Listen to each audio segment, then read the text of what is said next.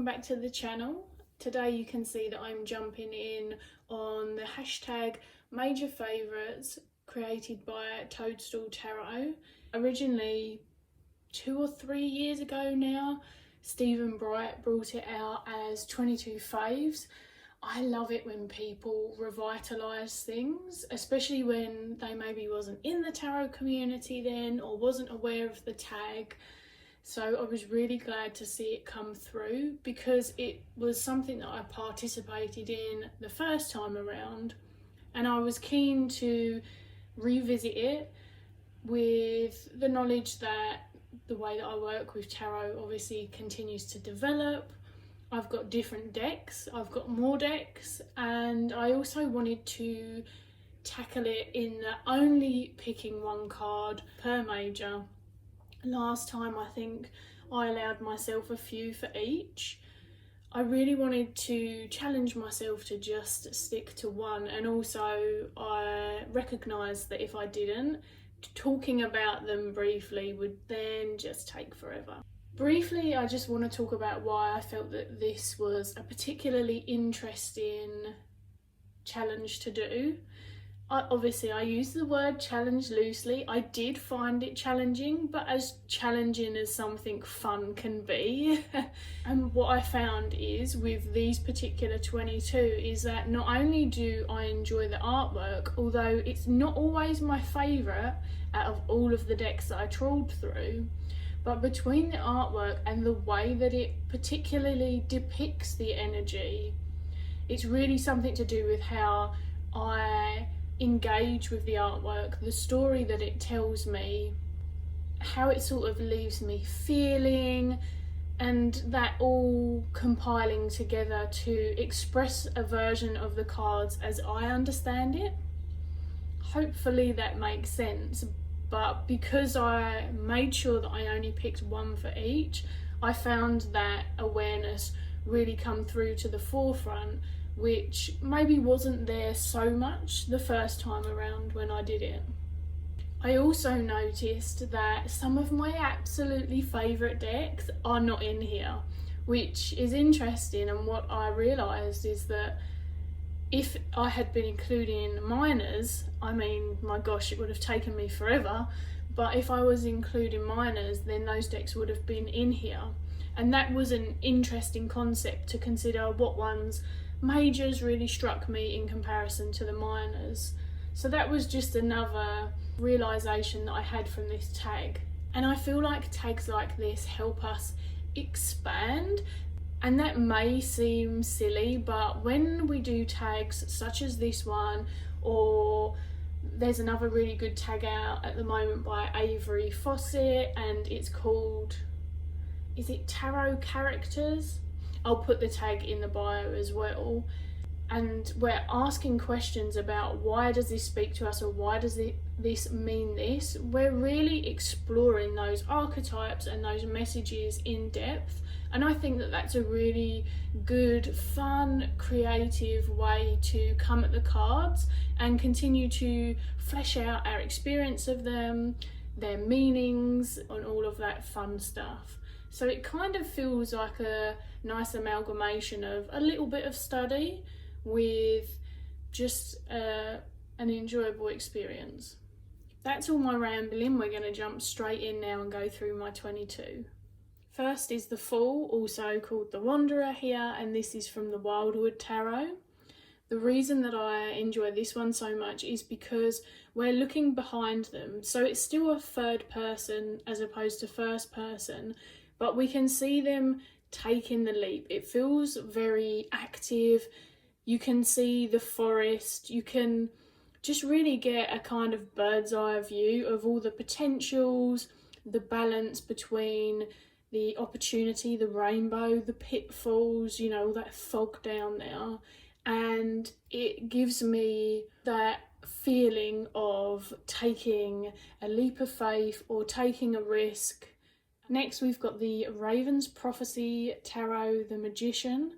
And the reason that I ended up going for such simple imagery is because for me, the Magician is the realisation that tools aren't always just external to us, they are internal, and it's that beginning understanding that we can tap into the alchemy, we can utilise our internal resources, and we've got something to give. And I really, really enjoy how the various, so you've got the pentacles, cups, wands, swords, and then we've got the infinity symbol, all in the palm of your hand. I really love that concept. Back to the wildwood. I'm not going to discuss this one too much because I did it in a recent video called My Favourite High Priestesses. This is called the Seer in the wildwood, and the reason essentially that I love this one so much is more the grounded, earthy, ritualistic kind of magical elements that come through in this particular depiction. Really vibing hard with it. The Empress and the Emperor never changed in the end from my original. They are the depictions from the Wild Unknown. I don't particularly mind gendering in my cards, but I do think that this particular Empress and Emperor offers something that helps maybe more people to connect with it. I enjoy that it comes away from the depiction of people purely because I find it very difficult to resonate with the images that are often shown with these two, and sometimes can get so fixated on the type of person that's represented that it doesn't massively hinder me at this stage in the game, but it's just not something that I would particularly choose. I also really enjoy the duality between the two and how the Empress is still strong and tall and grounded, and we see the birthing and the flourishing, that kind of nurturing vibes, that growth is being offered through the colours and the particular tree, the abundance of the tree, and then the shapes as well. The Empress is very round and the Emperor has that kind of mountain, tower, triangular, strong form. I just really enjoy these two, so they have remained a favourite. Back to the wildwood yet again, and we have the Ancestor, aka the Hierophant. It's no secret that the Hierophant and the religious depictions are just not something that I personally vibe with. The idea of ancestral energy, the links to the land, the attachment to it, what we can learn from the land, what we can learn from various people before us and how they tended to it, how they tended to each other, more communal spaces, and how we can tap into that innate wisdom that we hold as well. This just feels like a very apt depiction of that for me, and also there's some kind of obscurity to it which I enjoy again, as opposed to it just being a person and any sort of patriarchal or just feels that I don't enjoy it. And I appreciate that within that there is shadow, but that is how I prefer my Hierophant. The Lovers is from the Wild Unknown, and this is probably more one that it's simple. I've always been besotted with this depiction. I love the array of the rainbows. I don't particularly enjoy the depictions when there's 3 people instead of 2, although I know that both offer very big nuances to the Lovers. And in my personal opinion, I think the Lovers is a card that quite a few people have different opinions on, especially as love and that kind of kinship and bond is very commonly recognised within the Two of Cups. But with these 2 Canadian geese, they're mating for life, and actually what comes with the trials of that, I'm not going to tell you sad stories about Canadian geese, but needless to say, I actually really enjoy this Lovers card. It speaks to me a lot. You're going to notice that there's quite a bit of animal energy throughout these cards, and again, it's not because I dislike people decks, it just speaks to me on a very deep level, and I find that a lot harder with many of the human decks. This may come as a surprise to people, but we have a Star Child tarot card in here. I was quite surprised as well, but when I pictured the Chariot, despite loving the duality between the two horses and the colours, this feels like the Chariot to me.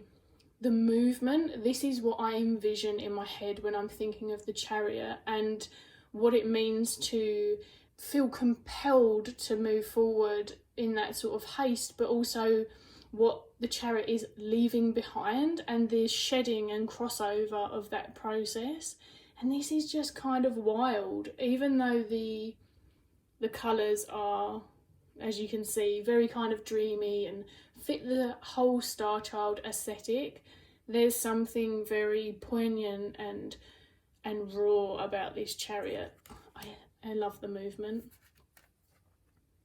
Strength is from the Lioness Oracle Tarot. This is a hard choice for me. I have quite a big attachment to this. I don't enjoy the one where the lion or the animal is sort of being overpowered, although I understand the symbology and the meaning behind it. But I really love the concept of this one and this wild feline energy, and then the peeking through the roses and the concept of the soft petals, the healing energy of the rose, but then the contrast between the thorns and the pain that they can bring. Just quite an exquisite yet simple version of the Strength card. Next is the Hermit from the Wooden Tarot. This was another particularly hard one. There are so many rocking Hermit cards, and actually all of the others I liked were people cards. I spoke about this in my Wooden Tarot review, and I just really connected to the concept of when bears take themselves away into torpor, or people more commonly recognise it as just a variation of hibernation.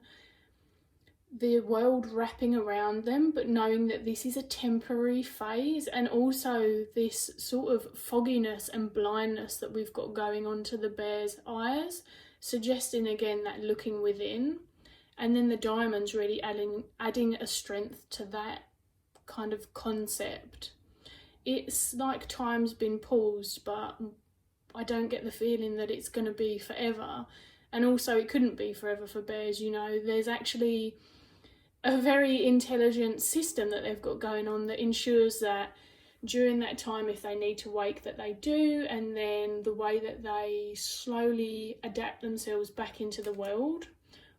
Next up is one from the Raven's Prophecy Tarot. This is the Wheel of Fortune. Often they're depicted in very kind of game show, welcome to the Wheel of Fortune kind of styles, which isn't my bag. I really enjoy that you've got the 4 seasons on this. Again, it's very simple, but I work with simple imagery really well, and because it's very earthy, it resonates with me. It speaks to me an awful lot about the cycles in a really balanced way. This Justice card is from Tarot Fauna. I very much fell in love with this when I got this deck, and you can see the shadows sort of merging with the daytime or the light, or however you want to view it, and the concept that this is natural. There's no judgment or weight on the scale between the two, although we're not seeing scales, because of course day and night are equally relevant, natural, and it pulls in that idea that justice is above our human interpretation or our emotional concepts at that time and feelings. I really enjoy it, and of course, you know, it's got an animal in it, so I'm not going to complain. The Hanged Man is from my beloved Medicine Woman Tarot. Just seeing yourself in a different capacity and surrendering to that. I know that this is more of a choiceful rendition, and the Hanged Man was initially sort of put there against their own will, but I feel like the essence of the message is still retained in this, and it's very powerful. For me, the nudity adds a powerful nuance as well. The Death card was the one that I had the most cards out for. This is from the Wildwood Tarot, one that we've seen quite a lot so far, and this is called The Journey. I'm totally okay with it being called Death. It's not that. I just love the concept of the journey. I don't feel like it diminishes the loss, the grief, the utter despair that sometimes we can meet death with when we experience it around us, or in a phase of life. But at the same time, it is very much a journey. It's very cyclical, it's very natural, it's very much a process, and with every process and cycle, eventually you come to a different path, or you come out of it, or you enter a different one. And between the animal symbology, the idea that one death feeds another life or brings something new, that sort of rebirth concept, the moon and our layers of unconsciousness, just a sumptuous card. I need to talk less about them. Temperance is from the Bonefire Tarot. This one is a little bit more just to do with the artwork, in honesty. I find almost all of the Temperance cards that I have anyway speak to me. I love that how this is almost coming from the sunshine and the fire and going into the ice, but it's like blood. That's what comes to mind. It could be wine, but for me it's our inner alchemical occurrences in this card. It's just funky as hell. I just adore it, and the colours. You know that you've been talking too long when your battery dies on your phone. It's plugged in and we're continuing on. The Devil card is from the Animal Totem Tarot, and the reason that I chose this one is because our concept of the devil can be framed in so many different ways, and I think that this shows this really well. The initial response may be to focus on the death that's occurred and the difficulty that many of us have, even though this is part of the ecosystem, this is what animals do, this is just the nature of it. But actually our eyes can also draw to the traps and that kind of human element of what's going on here. This is nature taking out its course that may bring up shadows for us, but also what are the traps doing there, who put them there, and what are the reasons for this? Is that the true devil being depicted in this card in terms of it not being necessity? I just think that it's an interesting concept. I need to be quicker with the rest of this, but that's why I chose the Devil card. The tower is from Tarot Fauna. I picked this one because it feels more like a natural tower moment, whereas I love the ones falling from the very, very grand kind of towers. They give me some Arthurian sword in the stone kind of vibes. Really enjoy the imagery, but in terms of this, to me the tower is very, very natural, and it can take us in ways that isn't always so obvious. So I like that this isn't, I guess, a physical occurrence in the same capacity, and this has a huge devastating effect, as unfortunately we know. But I do appreciate the imagery in terms of something that I can resonate with a little bit more than the kind of tales of old feeling that I get from some of the others. Back to the Wildwood Tarot again, and it is the Pole Star, aka the Star.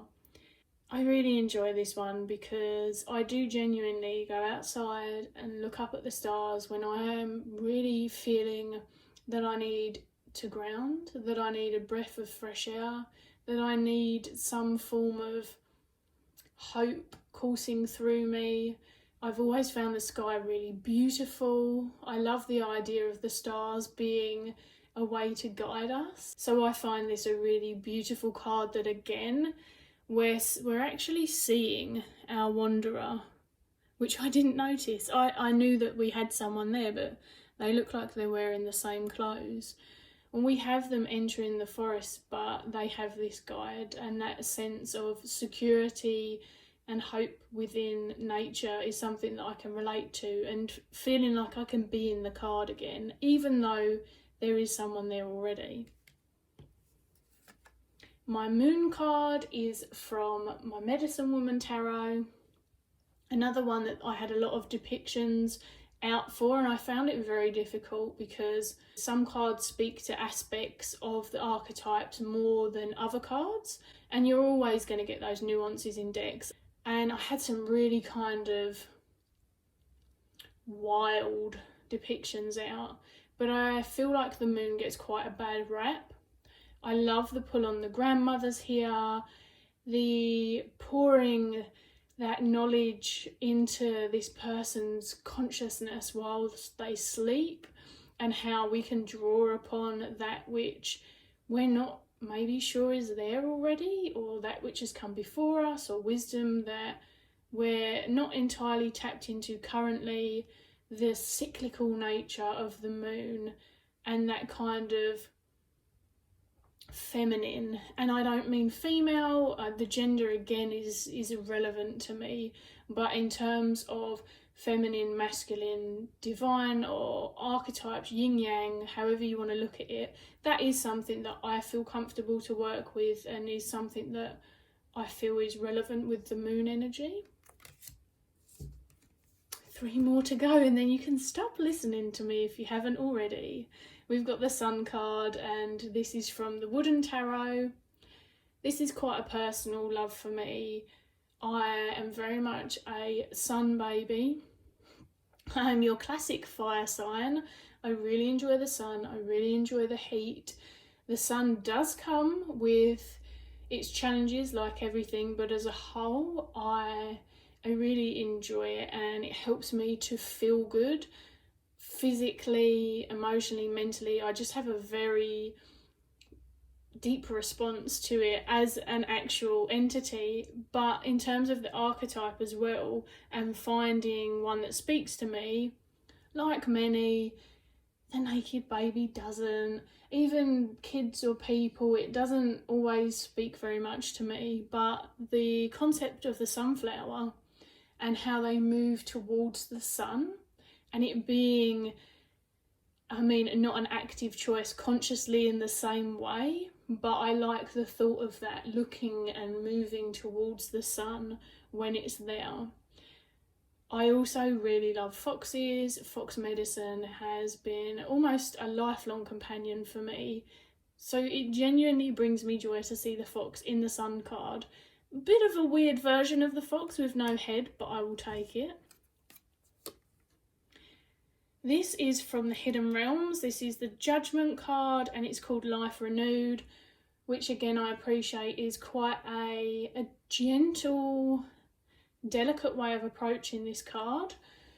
I have no attachment either way in terms of that. I do think that judgment can be misunderstood, not because it can't mean difficult things that we're not proud of or whatever it is, but on the same side of that is then an aspect of that missing, is the release, is the new realisation of, okay, well that's what we did then, but how can we do this differently now? The returning to seed, which can be very, very, very difficult, but the idea of life renewing in this capacity, and the seed still holds the story and the essence of the oak from before, but this is a new phase of it. And so with that, it can both gain and release. It can become receptive to those new energies again. I still get the whole flurry of reflecting on the concept of judgment and what it means, but I feel like this is, to me, a much more conscious holistic way of coming to it. And finally, the World card is another one that's a bit more to do with, I love the artwork. The World card is one that I don't pull often, actually, I have to say, at least not for myself, a bit more commonly for clients. It's a very gentle way of looking at endings, I noticed in a lot of the World cards.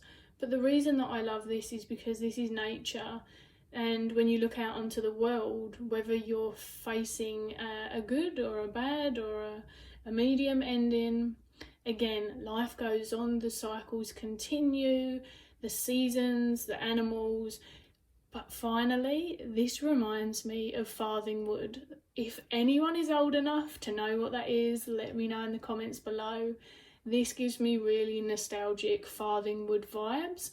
I was just besotted with that. So you can see I've been in love with foxes, whether real or imaginary and cartoon, for the longest time. I just everything about this card brings me good feels. That was longer than I anticipated, but that is also why I only selected one. As I said, I'm really grateful for the return of this tag. Hopefully this has come as a welcome and fun distraction for those who are really feeling the need for it at the moment.